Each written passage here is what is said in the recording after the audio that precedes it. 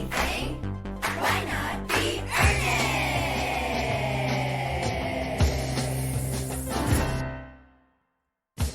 Folks, we're going to just jump right into it on this one. No intros, though I guess technically this is kind of like a bumper intro. One intro. Get used to it. Yeah, one intro, and we're staying on topic and we're keeping it brief. Deal with it. Also, this is Being Earnest, and we're your hosts. We had the pleasure of interviewing Dan Sheehan, who is a writer and author whose book, I Am Not a Wolf, is coming out today. It hits stores. You can get it at indie stores. You can get it via Amazon, wherever you find books. We got to talk with him. It was such a blast, and that is going to be the majority of this episode coming up. So, I'm Josh. I'm Paula. And this is Being Earnest, a very sincere podcast. Paula, what's our topic this week? It's mammals-ish, kind of. Yeah, we started with mammals, but you know how it goes. If you're coming to us for information on mammals, honey, let me introduce you to Wikipedia. And let us introduce you to Dan Sheehan. Oh, look at that. We have an amazing guest today. We are joined by Dan Sheehan, who is, in addition to being an awesome human being, he's also an awesome writer. You definitely know his stuff. He writes all over. He runs the extremely popular Twitter account, I Am Not a Wolf, and has a book coming out today, Tuesday, called I Am Not a Wolf, and you should get it. It's amazing. Dan is so funny, and we're so excited to have him here. Hey, thank you guys so much for having me. This is a blast. Hi. Hey. I love starting a podcast like we haven't chatted before. Like we just dialed you in right now. I just picked up the phone and I'm thrilled to be here. We have not been talking about iguanas eating salad for... It's such a podcast thing, though. It's like we went boop, boop, boop. Yeah, it's funny that with podcasts, we have the internet and we can do this, but we still all act like it's a phone call. Yeah. Hello? Hello? Dan, tell us about your book. Tell us how it came to be. I'm so excited about it. I've been following it since the little inception. It's been like a very long journey for this. So like I've been doing the account since I was technically I started in college, I guess. I, during finals, made a dating profile for the character that was just like a very obvious wolf pretending to be a man. And like under height, I listed like 3 feet, and under like, it was okay Cupid. And so like had all these weird details. It was like diet, like carnivorous or whatever. And it was like, that's where the all caps thing came from, where it was just like supposed to be like a wolf mashing a keyboard, just trying desperately to date. And like his profile was just like, geez, I love having thumbs. Like, and so I made it and it was banned within a day. And so that was like kind of like the open and shut case. And then later on, like I was talking to my friend about just like, we were like talking about that whole thing. And my friend was like, oh, you should like write more of that. Cause like I was clearly like very like interested in like the idea of this character of like a wolf trying to do very mundane human things, like not pretending to be a human to like, eat people or to like but to like gain access to a 401k or something like that. Or to go on bad first dates. Like that was the wolf's big end goal. And so I started the Twitter account, which picked up steam somewhere around like 2015, 2016. And then I got the idea for the book shortly after that. Like my original plan had been that I had like this whole story planned out and I was going to play it out on Twitter. And I'm not sure if you've been on Twitter recently, but it is not really a place for that. It's not really a place for fun anymore. It's not. There was a brief window where Twitter was very fun and you could do weird creative stuff on it. Now I feel like if you tried to do that, you would like, I'm sure people would still enjoy it, but it's like, there's the natural limitation of the medium, which is just like, you only have so many characters and there are these little static posts. And then also there's just the factor of like, you get a bunch of people who would like think it's lame, who'd be dunking on you all the time. It's just like not a fun place to do creative things anymore. And have you noticed Twitter? I feel like so often you post something on Twitter and then people are just trying to one up your joke in the comments. Yeah. Stop. There was a brief period, and maybe it was just because I was like younger, fresh out of college and like excited about, new media opportunities or whatever. But I genuinely was like, oh, there's so many like storytelling opportunities in social media and in Twitter in particular. And then once I figured out that wasn't going to be the future of storytelling, I started mapping out this story. I really liked the idea of having it be a choose your own path thing where you, as the reader, got to try to maintain this, silly ruse. And so the idea came together in 2017 or 2018. I was pitching it to various people, because the first offer you get whenever someone wants to turn a Twitter account into a book is let's print your tweets. And I didn't want to do that. I was because I wanted to be a writer my entire life. I've written my entire life, and I didn't want the first thing I put out into the world to just be here's something that I already did for free. Aren't you glad you paid for it? Yes. So I was okay, so I do want to do a book, but I have this whole story planned. And for some folks, that was kind of they're all right, goodbye. But we ended up crowdfunding it with this publishing group called Unbound, who basically lets you have full creative freedom over your idea and take it to your audience. And very Kickstarter-esque, you raise money, and then there's benefits for people who donate a little bit more. And basically it allows you to put something out in the world that probably wouldn't have made its way out there. And then once the project was funded through them and printed through them, then a larger publisher, Andrews McMeel in the US, picked it up for now it's getting its full print run in bookstores and stuff like that. So it's been quite a journey at this point, going on 10 years. Yeah. That's so exciting though. So Dan, you mentioned that there is kind of an interactive choose your own path element to this book. What does that look like in practice, without ruining the book itself? So the whole idea is basically the book starts on the beginning of a Friday morning. You're waking up, you're trying to take a shower, because wolves don't shower particularly often. So this is an occasional and difficult thing for you. And so after that, you are kind of presented with choices for how to go about your day. You have the option of, I'm running slightly late for work. Should I call a rideshare? Should I get a bus? And then eventually you can even make bigger decisions oh man, it actually turns out I hate trying to fit in with humans. I'm going to return to the woods from whence I came. And there's a little side narrative about that. The choice to use that format is very much a product of just comedically. I think the format is incredible. I think it's a lot of fun to be able to tell jokes, not just in text, but then to make jokes that make more sense once you've read the other outcomes. It's definitely designed to be read. You can read it like a game and play through it, or you can read it front to back and it will still, I think, be just as fun. It is designed to be funnier as you read each part. And so those choices basically, I think, allow for people to have a quick, funny experience with the book, but then also to look at it as a whole and, feel like they've experienced multiple versions of the same thing. Maybe it's just a product of my own indecision. I'm so excited. I think this sounds awesome. I do have to warn you, Dan, I am going to cheat to get myself the best outcome. Oh, absolutely. I'm not above that's that. Part of it. You've got to do it. It's there are a lot of I'm trying to remember how many actual endings there are. There's a lot of times where you can die or get arrested or have to return to the woods or something like that. But there are a handful of actual proper endings where the story ends. And I think they're equal parts good and bad. There are a bunch of different ways the story itself can end, and it's a lot of fun getting there. There's like any of the story of interactive fiction, you can always accidentally die. So. That's always one of the answers in even the ones for children are well, you died. That's you fell in a pit. I'm sorry. The pirates carved you up and threw you overboard. Yeah, and that's that's life. That's life at the end of the day. Sometimes that happens. Dan, how do you even go about writing a choose your own path book like this?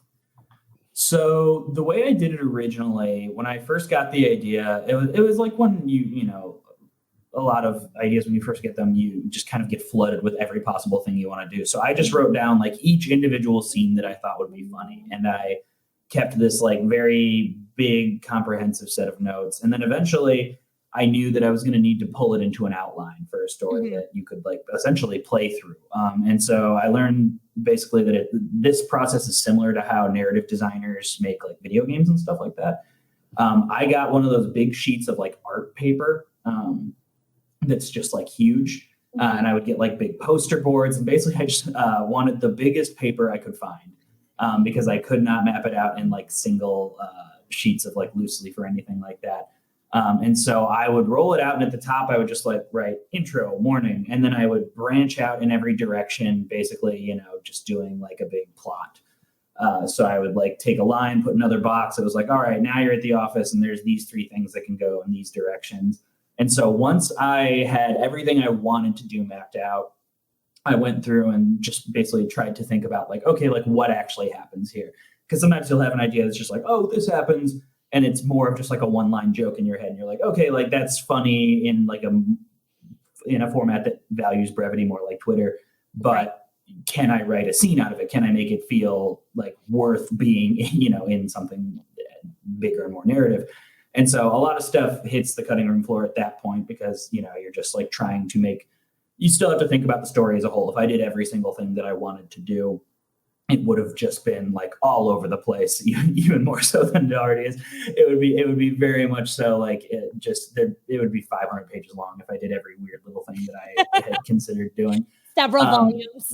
Yeah, exactly. So I tried to like isolate it down to like a few larger chunks where it's like these choices happen.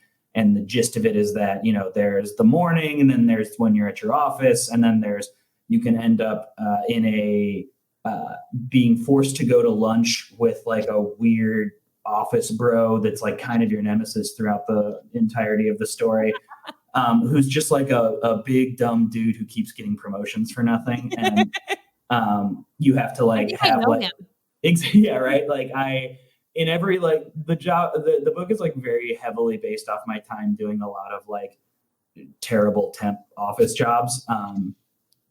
Right when I was out of college, I was doing a lot of like barely above minimum wage office work where I would be like locked in a file room all day. Like, it'd just be like, we're digitizing. Can you digitize? And digitizing just meant, you know, alphabetizing or pulling things out or scanning things. It was a nightmare. And so it was like a lot of based off of just like having to watch those dynamics as the absolute lowest person, you know, in that hierarchy. Yeah. And so that character is kind of an amalgam of just like a general vibe you see in the business world of like the ultra masculine dude who he's powerful. So everyone has to like play along with like that sort of guy. Yeah. And so there's like a whole chunk where you have to go to lunch with him and 2 dudes who just sort of, they're named Brett and Brent, and they agreed it with everything that he says. And so you have to go to a chicken wing restaurant and hear him loudly talk about the date he's going on. And so it's like, there's that chunk. And then there's like another chunk where you go to a coworker's retirement party at the end of the day. And then you can skip the retirement party and go on a date. And then, there's the whole side chunk where you can go back to the woods, and then you inadvertently kind of end up in this like parlor intrigue. Cause by the way, you're the king of the wolves. So a lot of it was just isolating what stories I wanted to tell, how I wanted to tell them, and what choices would maximize not just the comedy of it all, but like the narrative opportunities that the format presents. That is so cool. And it's such like that process, not to get like too inside writing on it, but like Paula and I also had, when we were writing for No Wrong Answers, there were definitely cards in there where once we wrote them all down and put all our ideas down, we were like, is this a joke that's only funny for us, that we think is a funny construction of sentence that you could never actually ask another person versus like, is this something that would actually stimulate conversation? Yeah. There's a word for that, right? Isn't it just kill your darlings? I think so. Yeah. I unfortunately had a whole lot of darlings. A whole lot of darlings to kill, which I do know because I was in a brief improv run that I think 4 people came to total with that name of the show. So thank you. Incredible. 3 of them were my boyfriend 3 times. Had to kind of cancel a couple shows there because no one was there. I've been there. That's awesome. Dan, where can people get your book?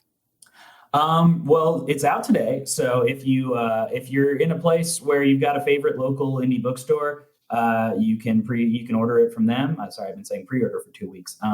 You can just order it from them now. Hey, it's time to order. Yeah, it's time to order. So yeah, your local indie bookstore will have it. If you're in a spot where it's more remote, IndieBound can get it delivered to you. If you're in a spot where you got to use Amazon, Amazon's always available. I'm team indie bookstore all the way. But obviously people live in different parts of the country. So whichever way you prefer to get it. It's on Kindle. It's on audiobook as well. I assumed that wasn't going to happen because of the format. Yeah. I did not read it. This read great it? voice actor, Jay Asang, read it. And when they were putting like the people who were auditioning for it in front of me, like I didn't get final say or anything, but I heard Jay's and I was like, this is exactly how it's always sounded in my head. Like the all caps voice of the wolf talking, like it's how it sounds when I have like been reading and writing it for this entire time. And I haven't gotten a chance to listen to the full thing yet because listening to my own writing keeps making me like want to condense down into a singular point.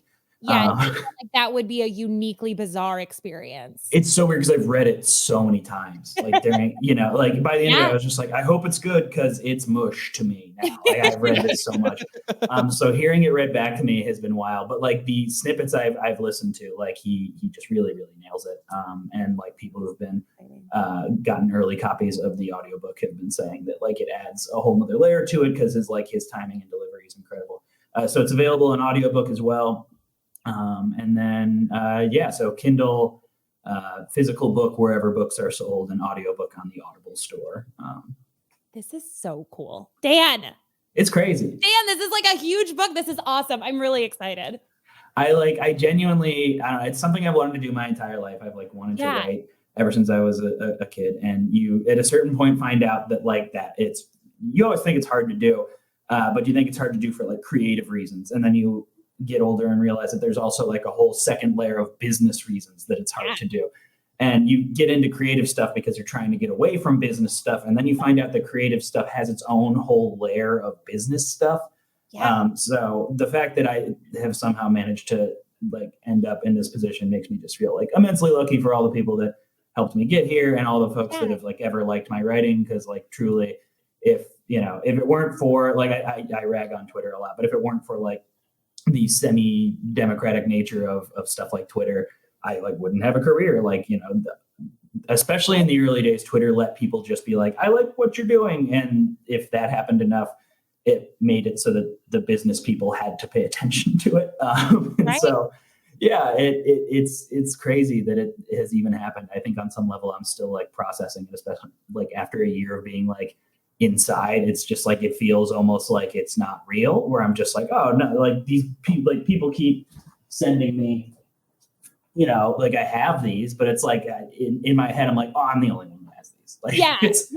Well, especially like now that the world is kind of opening up again, and has to feel like extra surreal. I was pretty terrified when it started because like the original, before Andrews McNeil picked it up, the original release date from Unbound was November of 2020. And so obviously when the pandemic hit, I was just like, oh, November 2020 is a pretty important. It was right before the election. Oh my gosh. Originally. Because Unbound is a UK based company. And so like, I was like a little nervous, but it's like they do it for a living. They know, they were like, people are still going to do things around the election, but I'm the king of anxiety sometimes. And so I was just like very, very nervous about the whole thing. And then when Andrews McNeil picked it up, they obviously then picked the US release date for later, just because like editing, printing, and doing all that. We did all that like kind of a second time just to make sure that everything was set.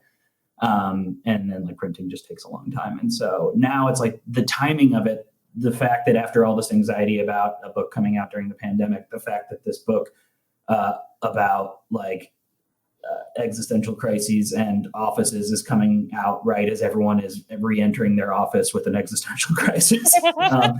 Feels lucky. Lucky is a weird word to use after all this. But at the very least, I'm glad it is coming out into a world that I think it will be receptive of it.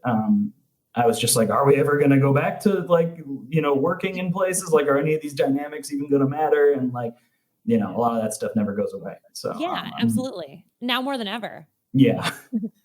Again, it is called I Am Not a Wolf. It is out today, Tuesday. Yeah. Dan is not a wolf. Dan Sheehan is not a wolf, but we are going to ask you. We don't know for sure. We haven't read the book yet. Yeah, exactly. I heard he had a dating profile at one time that said he was. Yeah, it's true. And the internet is forever. But we are all mammals. And today's topic is about mammals. And so we'd love to get your takes on a couple of things here. We have a couple questions for you. Yes, please. Josh, why is it so disgusting to hear the phrase "we are all mammals"? Like, ugh. I once at the Field Museum in Chicago, we were in the Evolving Planet thing where they talk about like evolution. And there's just this room where they're like, "What's the most complex mammal?" And you pull aside like a curtain, and it's a mirror, and it's just like, "Hello, it's you." And this little kid was screaming, "No, I am not!" The idea that he was a mammal made him so furious. It made him so upset that he was a mammal, because there was just this whole room showing all these other mammals. And like, as a child, it's very disturbing to see yourself connected to things that you've seen like solely as these like outside mysterious entities. Like, animals are very weird when you're small. Yeah. And so I think it was overwhelming for him to suddenly have the knowledge that he was a mammal. I think it's overwhelming for me right now as an adult. I try not to think about it too much, because it's weird to think about how our connection to nature, and then it's just like we are basically just like, we're just mammals that tricked ourselves into paying taxes. Like, it's, Right, yeah.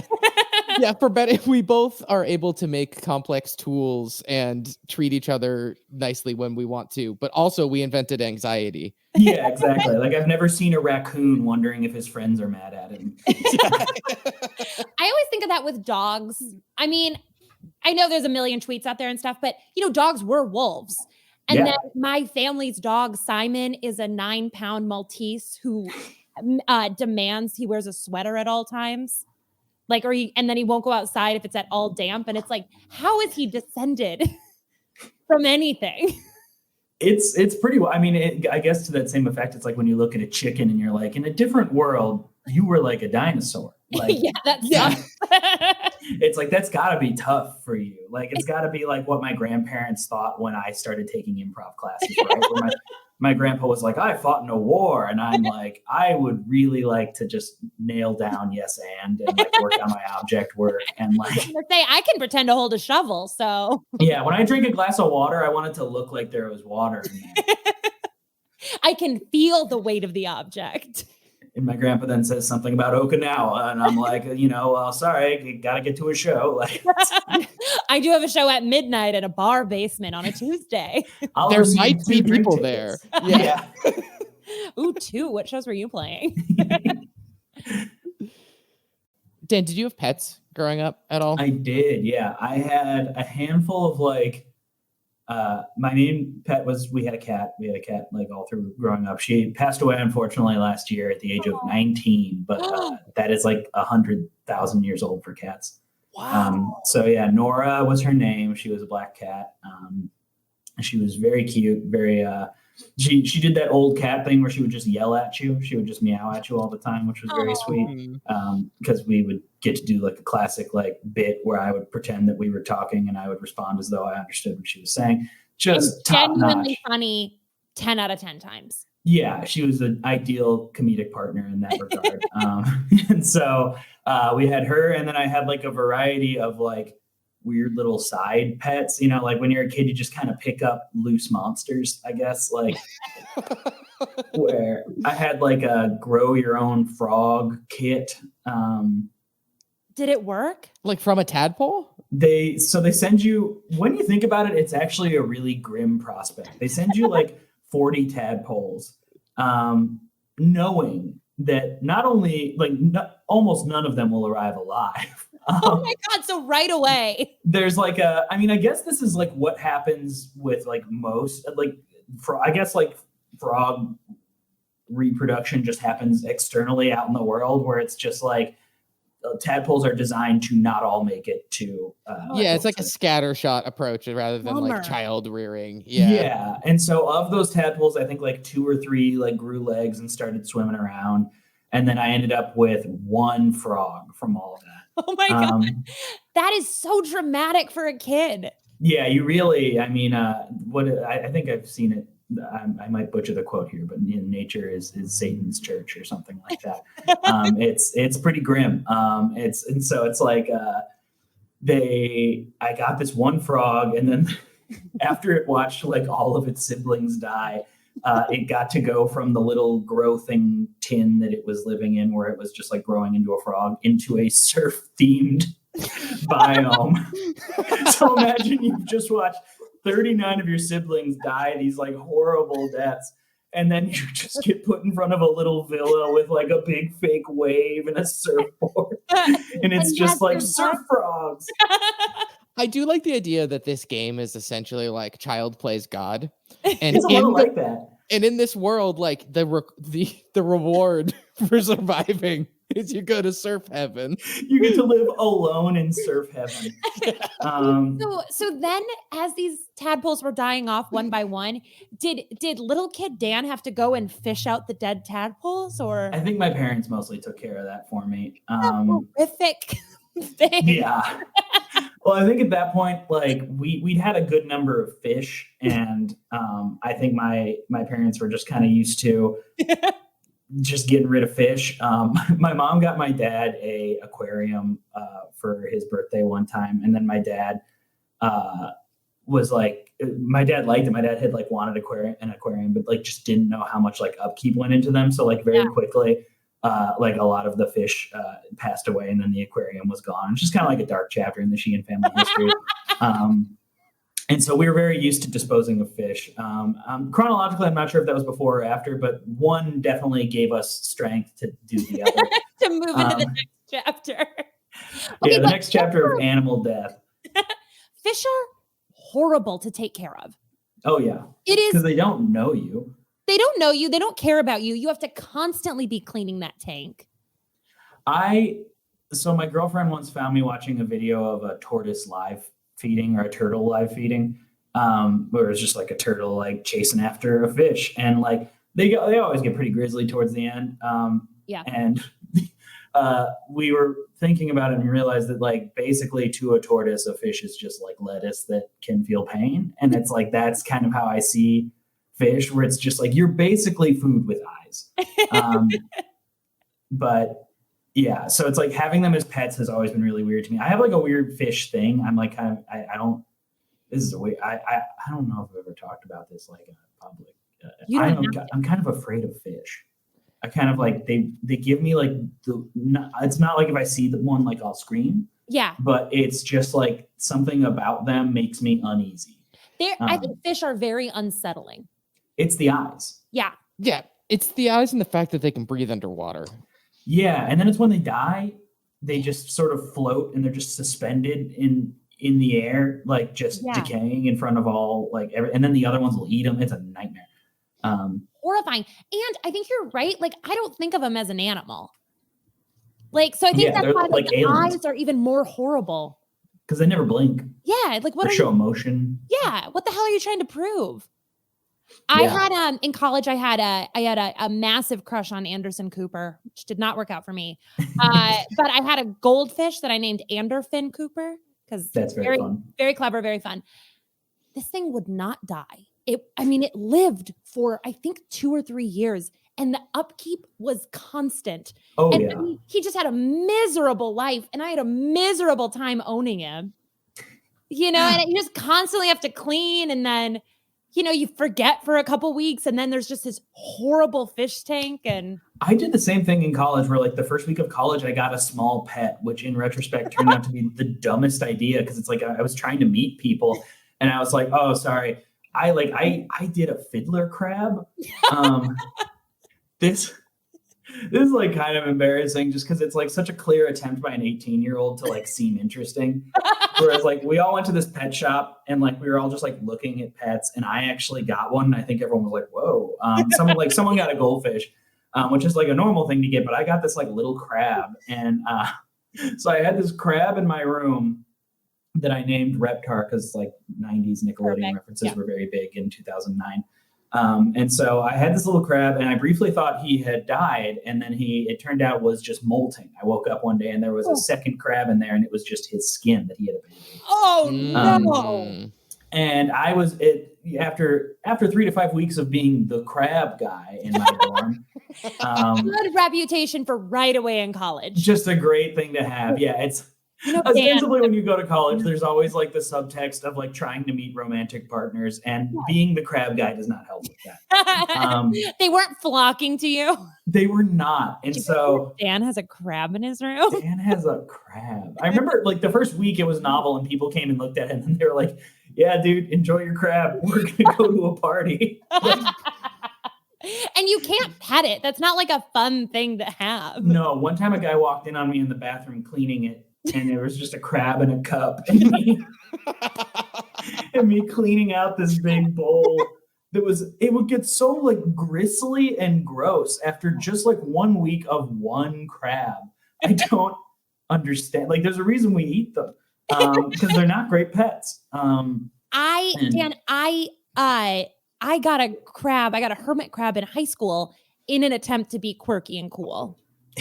Crabs are a great quirky pet. Yeah, and it also sucked. And then it died, and I didn't know it was dead because like it never did anything. Yeah, because when they're alive, they're not like Mr. Exciting, you know? They sit still for most of the day. It's not like, whoa, he's acting different today. And then this dead crab was just in my room. And then finally it smelled so horrible that I was like, something is wrong. That's exactly how it went down with Reptar. I thought he was molting again, and I think he died like mid-molt. Oh, no. And I changed over to a different dorm because my dorm was getting like demolished.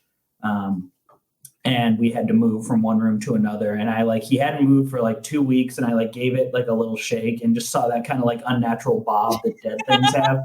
And I was just like, all right, I think he's done. And I like poured most of the water out of the tank and just overhand lobbed it into a dumpster. And that was the end of my crab. Every other pet I've ever had that's passed away has been given this like honorable burial, but Reptar did not get that. He was more nuisance than anything. A Viking funeral. Yeah. Well, Dan, we have a game for you that we'd like to play.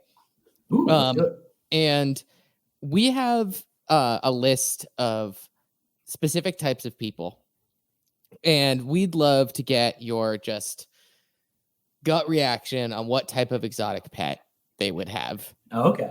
Mammal or otherwise. You're Paula, playing fast and loose with the mammal theme this week. Yeah, I was going to say, I pivoted to fish and crabs while on the mammal. No, we were leaning in. And I was in my head being like, fish can breathe, mammal. Yeah.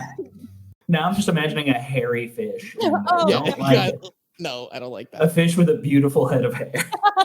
So our first type of person, any type of exotic pet, Dan, an old-timey gold prospector. Ooh, old-timey gold prospector. I feel like I could see, because this is like very 1800s, very like go west. I could see some sort of like bird situation going on there. I could see like a carrier pigeon for informing friends when he has found gold. I could see like a falconry situation for getting varmints to cook over the fire. Ooh, I like that, like a companion. Yeah, because like a bird can be a pal. I think birds are one of those animals that I think you can kind of bond with. Yeah. Depends on the bird. Especially a falcon. Yeah. Have you guys been to medieval times recently? I mean, not pandemic recently, but like within I went 3 times this year and everyone kept yelling at me. There is a full-on falconry show at the beginning of medieval times. Yeah, it's incredible. It's wild. And somebody always sticks their arm up. And then one of the poor like teenagers that is working there has to rush over and be like, do not do that. He will land on your arm. And yeah, there's a reason those gloves are like super thick. Yeah, their feet are knives. Land on me. Oh my gosh. I was obsessed with falconry for a long time as a child. It's wild. I think that'd be a sick pandemic hobby to walk out of this with. It's very expensive. You need a house for your birds.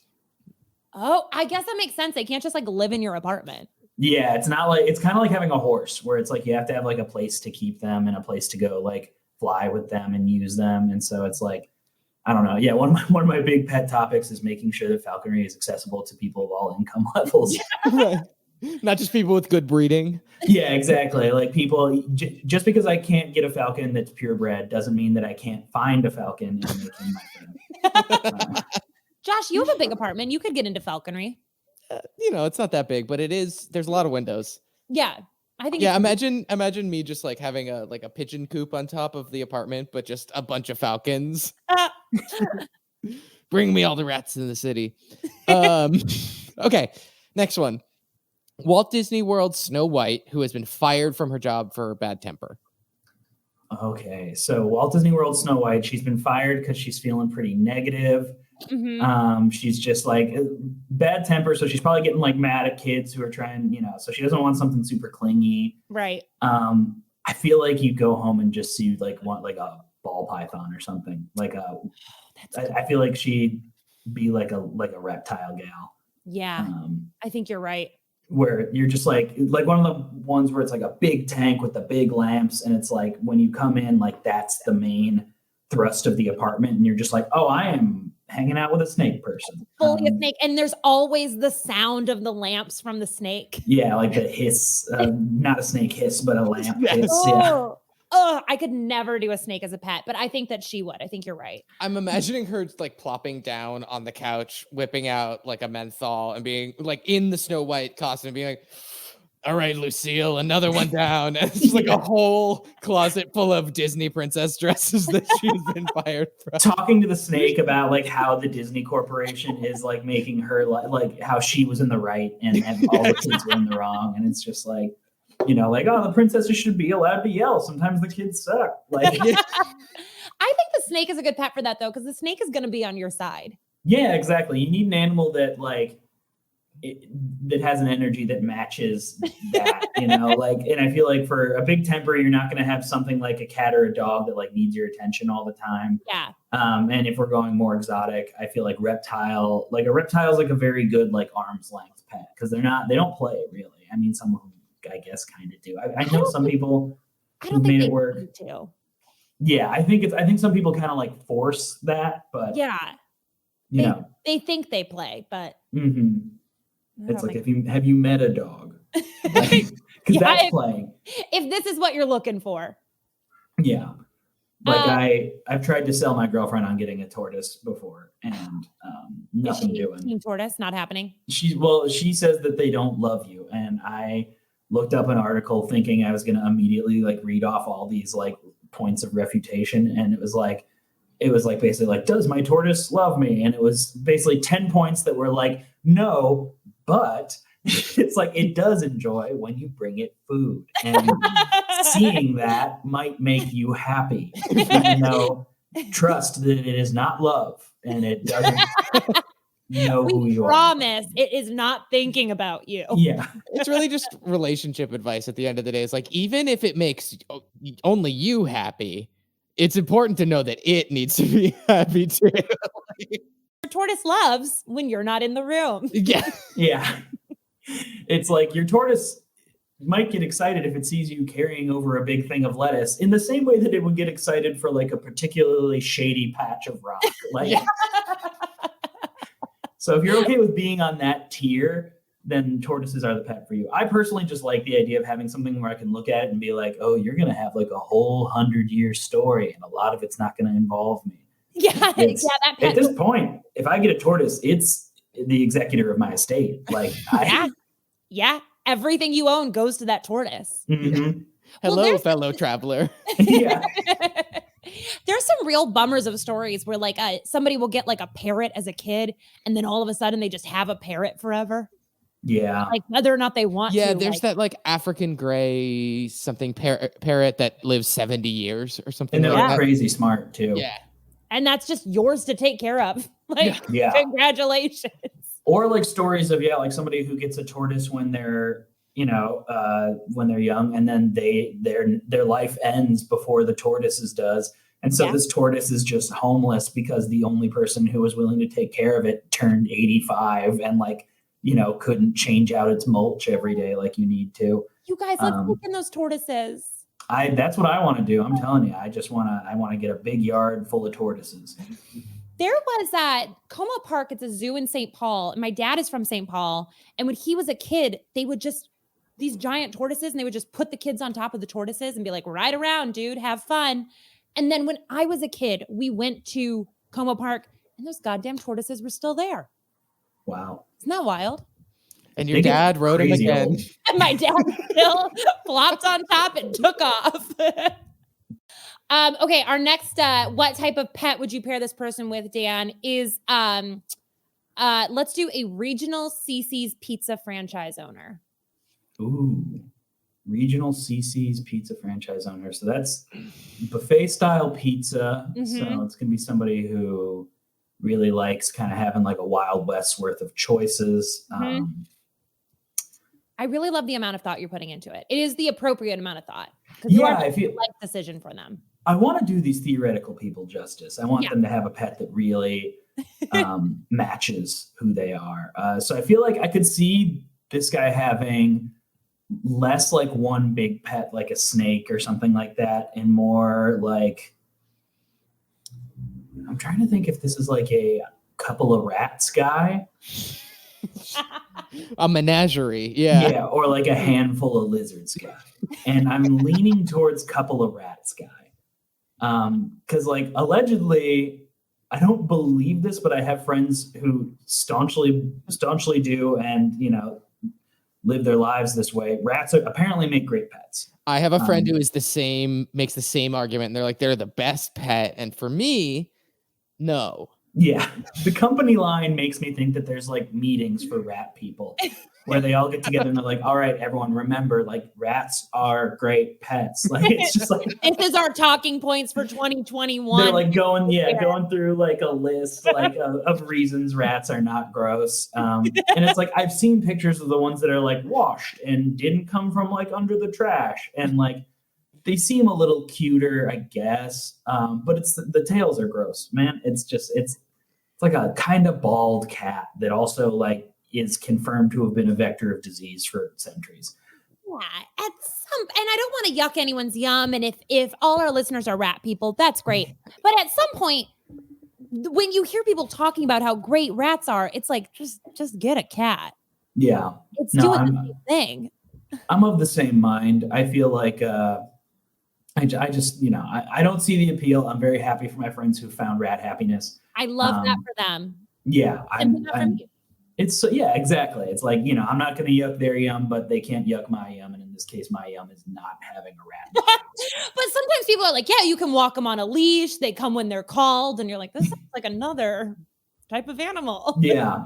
Perhaps more accessible type of animal that is less likely to get me sick. That's the other thing too, is like the cleaning up after a rat, I think, can make you very ill, because like that's the main reason you don't want them in your house, is because they can make you sick. But I don't know. I don't know. I hope we get the rat society comes out for this and we all end up rat people. Yeah. Oh boy, here comes rat Twitter. Yeah. Big rat coming down. Big rat energy. The only big rat I recognize is that one they inflate at union strikes. Yes, exactly. Yes. I love that thing. Scabby the Rat. Yeah. He's I love the idea that they just made a giant, terrifying rat that's in support of unions. I think that rules. Yeah.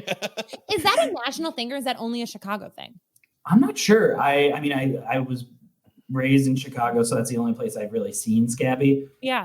I hope it's national. I hope more people get to know. But yeah, it's the first time I saw it. I remember, I think it was just driving through like a suburb, and it like scared me when I was a little kid. I was like, Mom, what is that for? And the older I got, I was like, no, he's good. He's a good rat. He protects collective bargaining rights. Yeah, exactly. The rat is making sure that everyone gets paid appropriately and has the ability to have a seat at the table with management. And that's important to both the rat and the people. And I think it's cool that the rat takes time out of his day of being a rat to do that. The rat has a really well-worn book version of Howard Zinn's The People's History of the United States of America. Or it's like the enemy of my enemy is my friend thing, and the rat doesn't really know anything about unions, but just hates people who cross picket lines. They're not pro-union, they're anti-territorial disputes. Yeah. I'm trying to see if I can get us a price on how much a union rat, like an inflatable rat, costs, but you got to call to find out. I almost don't want to put this question out into the world, but it's been inside of my brain for a couple of hours now, and I just can't do it alone. And I'm sorry to both you, Paula, and Dan. I'm sorry to our listeners that I have to bring this into the world, but I just can't live with this burden anymore.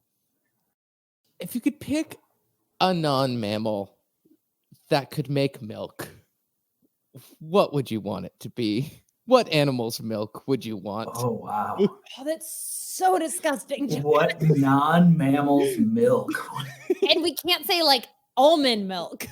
No, it's got to So be it an has animal. to be a non-plant, like a living, Animal. breathing, sentient, Non-mammal? moving thing. Non-mammal. Well, because mammals, that's the whole thing with mammals. Yeah, mammals are the Is milk that their creatures. whole thing? Yeah, it's hair and milk. Yeah. Oh, that's horrible. When you put it like that, that's such a terrible pitch for mammals. You know, and Mammals. they're milk. Hair and milk. Yeah. And there are a couple that lay eggs, which are kind of cool, but those are in Australia. Yeah. God. Oh, man. Okay. I can tell you whatever we pick, I'm not touching the milk. I'm trying to think of something that feels clean. Like a clean non-mammal. So that's going to take... Ugh. That makes me think like an aquatic life. Yeah, but whales are mammals, so whale milk's off the Can't do table. whale milk. What about crab milk? Ooh, crab milk. Yeah, because imagine them getting milked. That'd be kind of fun. I feel like milking a crab, the crab can't possibly survive it. I feel like that's just juice. Crab oil. You know, there's something kind of majestic about, imagine like you're driving through the fields of Nebraska on a road trip, and instead of getting that cow smell, it's just miles and miles of emu. Ooh, emu milk. Like large land birds. Oh. Cassowary milk, I feel like would be very hard won. Because those birds can kill you. It might make you strong. Hundreds of dollars for a pint. Yeah. Trying to think. Yeah, I feel like most reptiles are off the table. Like, I'm a big tortoise fan, but I don't want to drink tortoise milk. No, I couldn't do that. I don't want to drink lizard milk of any kind. That does feel like something that would be at like a one of those like very fancy 5-star restaurants, though. Oh yeah, and people would go nuts for it for like 6 months until an article came out that was like, it's terrible and everyone should stop. This is extremely unethical, but for a little bit, it's just like 3 Cheerios floating in iguana milk. And they're like, it's an aperitif. And you're like, all right. and maybe this makes it better or worse, but if you can milk something, you can make cheese out of it too. Oh, I don't want to have lizard cheese. No, Josh. That's true though. You're right. And we need to consider it in our decision making. Oh God, this is the whole. I mean, I'm not even comfortable with the fact that you can probably make whale cheese. Oh my God. Whale butter. This has ruined whales for me. Whale butter, horse butter. Oh God, just any of it. But I mean, honestly, I think the fact that cow butter is normal to us is only because of societal conditioning. I think there was a moment where it could have been any of these, and someone went with cow, and then that's just what we are fine with now. Like I am as Midwestern as anyone. Like I am a milk apologist, but I also recognize that it's a little freak drink, kind of. It's It's bizarre that we continue drinking it past baby times. It's supposed to make babies strong. And then we're just like, what if we build most of our food around the strong baby beverage? I can't stop picturing what this like terrible like tortoise milk would look like, because it's not going to look like cow milk. Yeah, Probably going I to feel be like horrible. I feel like any lizard milk or any reptile milk is going to be like really, like, I'm sorry, chunky. Yeah. And I think it's just going to be like off color. Yeah, You like know, blue Yeah. undertones. tint. Yeah. It's going to be dark. It's going to be like a darker colored milk.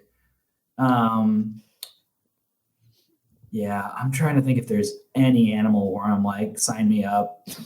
But, I'm in. I like, think that a big bird is feeling like the most likely for me personally to try the milk. I think like a large bird definitely has the most potential Yeah. for it. I'm like a little uncomfortable as to like where it would come from. Yeah. But I feel like that the nitty gritty of that, I prefer to almost just not see. Before we let you go, couple things. First, just a reminder, Dan's book, I Am Not a Wolf, is out today, wherever you get books. Try to get it from an indie bookstore if you can. If you have to get it from Amazon, that's okay too, because the money goes to Dan. And, Gonna become the next Jeff Bezos. yeah, That's the plan. Do not tell Scabby the Rat. Before we let you go fully, we have a segment at the end of our show usually called Earnest Moment of the Week, where listeners or Paula or I will talk about earnest things that happened to us in the recent past. Dan, has anything earnest happened to you that you'd like to share with the listenership? Yeah, I had obviously I think for a lot of people the last like couple weeks have been a nice reprieve from the year prior. I think like, I hit shot 2, my girlfriend got shot 2. My entire family for the most part is taken care of. And so I was just like having a very good day. I was walking around in my neighborhood and like I live in LA, and so it was like very like hot out. It was like a very unnaturally warm day, which I was like very into because it had been kind of like overcast and chilly for a little bit. And I saw one of my favorite little LA things, and it's very on brand for what we've been talking about today. I saw a little lizard. Occasionally, just like a little lizard will cross your path and just like kind of look at you and freeze for a moment. And like you look at the lizard and the lizard looks at you. And there's just this like weird little moment where you're just like, we are recognizing each other, even though we like are vastly different things. And then it just skitters away and you never see it again. And it was just like one of those moments where I was like, I was all vexed up. I was seeing friends. This book is coming out after years of wanting to make this happen. And like, I felt very like grateful for everything that was happening. And in particular, I was stoked to see a lizard, as I always am. So that's it was a good one. It was a very nice little moment after a year of stressful ones. Yeah. So it's been a good week. It's been a good couple of weeks. So. A good little omen lizard. Yeah, that's what I'm hoping for. Oh, that's so exciting. That's such a good one.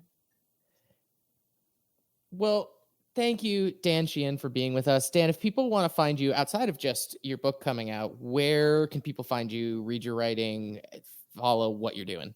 Yeah, I am on Twitter at It's Dan Sheehan. The account that the book is based off of is at Sick of Wolves.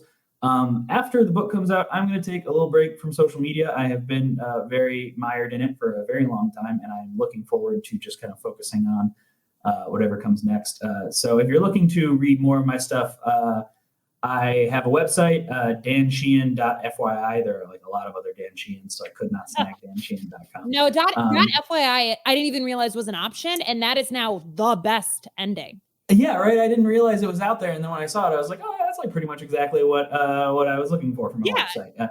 It has a bunch of samples of my writing on it. It has a bunch of stuff that I've done. I did like a great video series with 2 great Chicago folks, Carrie Allen and Nick Moore, called The Precipice. That's still sitting on my website. It's just basically like gross out food videos in the style of like Tasty or something like that.